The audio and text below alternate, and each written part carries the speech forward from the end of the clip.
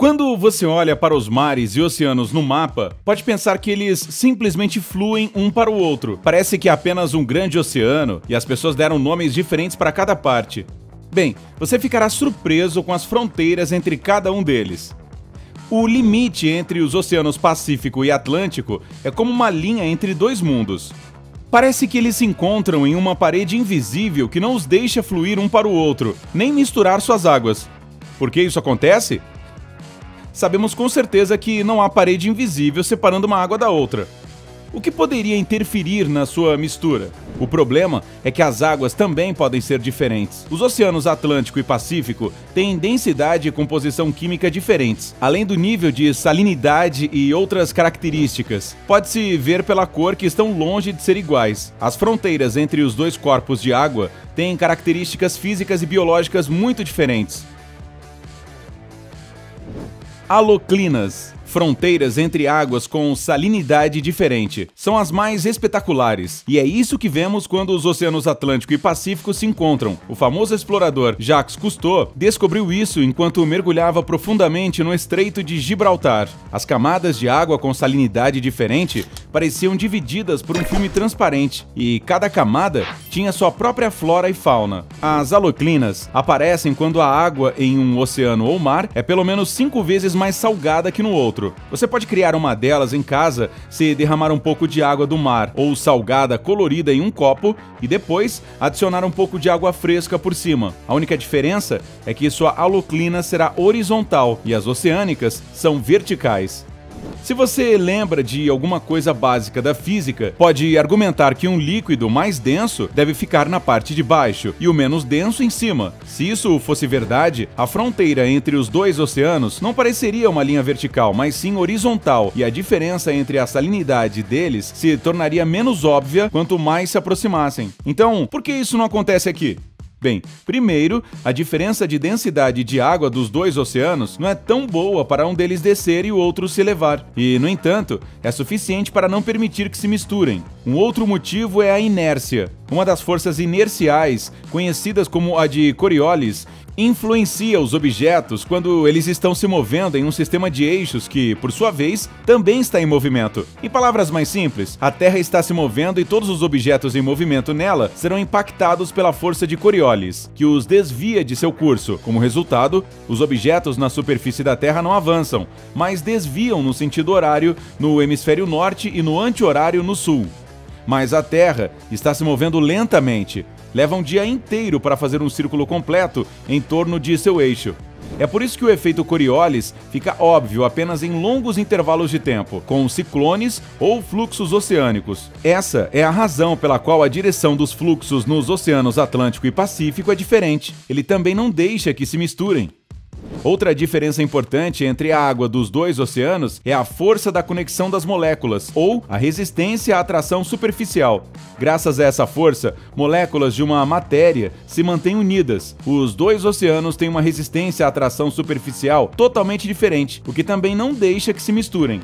Talvez eles possam gradualmente começar a se misturar com o tempo, mas como os fluxos neles têm direções opostas, simplesmente não tem tempo para fazer isso. Pensamos que é apenas água nos dois oceanos, mas suas moléculas separadas se encontram por um breve momento e depois são levadas pelo fluxo oceânico. Mas não pense que apenas os oceanos Atlântico e Pacífico não se dão muito bem. Existem muitos lugares no planeta onde a água de dois mares ou rios não se misturam. Existem também as termoclinas, fronteiras entre águas de diferentes temperaturas, como as quentes da corrente do Golfo, e as do Atlântico Norte, muito mais frias. Entre os fenômenos mais surpreendentes estão as fronteiras entre águas com microclima e composição química diferentes. O Mar dos Sargassos é a maior e mais conhecida delas. É um mar dentro do Oceano Atlântico que não tem margens, mas é impossível de não ser notado. Vamos dar uma olhada em outros espetaculares fenômenos desse tipo no planeta. 1.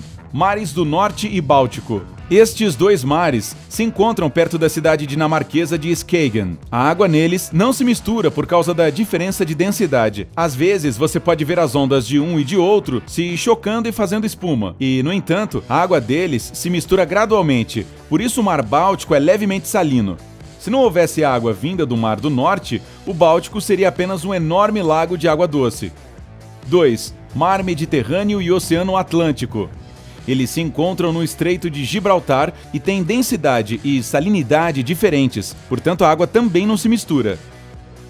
3. Mar do Caribe e Oceano Atlântico. O local onde se encontram fica perto das Antilhas, e parece que alguém pintou a água com diferentes tons de azul. Outro lugar onde eles se dão um alô é na ilha Eleuthera, nas Bahamas. A água do Mar do Caribe é azul turquesa e a do Oceano Atlântico é azul escuro. 4. O rio Suriname e o Oceano Atlântico se encontram perto de Paramaribo, na América do Sul. 5. O rio Uruguai e seu afluente. Estes dois se topam na província de Misiones, na Argentina. Um deles é limpo para ser usado na agricultura, e o outro fica quase vermelho por causa do barro durante as estações chuvosas. 6. Rio Negro e Solimões, parte do rio Amazonas. A 9 quilômetros de Manaus, no Brasil, os rios Negro e Solimões se encontram pouco, mas não se misturam por cerca de 4 quilômetros. O Negro é escuro e o Solimões é claro. A temperatura e a velocidade de fluxo deles são diferentes. 7. Mosela e Reno. Eles se encontram em Koblenz, na Alemanha. O Reno tem água mais clara e o Mosel mais escura. 8. Ius, Danúbio e Inn. A junção destes três rios fica em Passau, na Alemanha. O Ius é um pequeno rio de montanha à esquerda, o Danúbio fica no meio e o Inn é o Rio Claro, à direita. O Inn é mais largo do que o Danúbio nesse ponto, mas ainda é seu afluente. 9. Os rios Alaknanda e Bhagirathi se encontram na Índia. O Alaknanda é escuro e o Bhagirathi é claro. 10. Os rios Irtysh e Uba correm um para o outro no Cazaquistão, perto da cidade cujo nome você nunca será capaz de pronunciar. Nem eu. Ok, me dê uma chance. O Irtysh tem água limpa, enquanto a do Uba é turva. 11. Os rios Jialing e Yangtze se encontram em Chongqing, na China. O Jialing é limpo e o Yangtze é marrom. 12. Irtysh e Om. Esses dois rios correm um ao encontro do outro em Omsk, na Rússia. O Irtysh é turvo e o Om é límpido e transparente. 13. Os rios Chuya e Katun se vêem na República de Altai, Rússia. A água do Chuya tem uma cor branca turva incomum e parece densa e espessa. A do Katun é limpa e turquesa. Fluindo um para o outro, eles formam um fluxo único de duas cores que não se misturam por algum tempo. 14. Rios Green e Colorado. O local de sua junção é o Parque Nacional Canyonlands, em Utah, nos Estados Unidos. O Colorado é marrom e o Green, sim, verde. As corredeiras de ambos atravessam rochas com diferentes composições químicas, por isso eles têm um contraste tão grande de cores. 15. Rio Ródano e Arve. Eles fluem um para o outro em Genebra, na Suíça. O Ródano é um rio puro, que flui para fora do lago de Genebra, enquanto o Arve é turvo por receber águas das geleiras do Vale Chamonix. Então, você imaginava que existiam tantos tipos de água? E o que achou das minhas pronúncias desses nomes de rios? Ei, se aprendeu algo novo hoje, dê um like no vídeo e o compartilhe com um amigo. E aqui estão alguns outros vídeos legais que eu acho que você vai aproveitar. Basta clicar à esquerda ou à direita para permanecer no lado incrível da vida.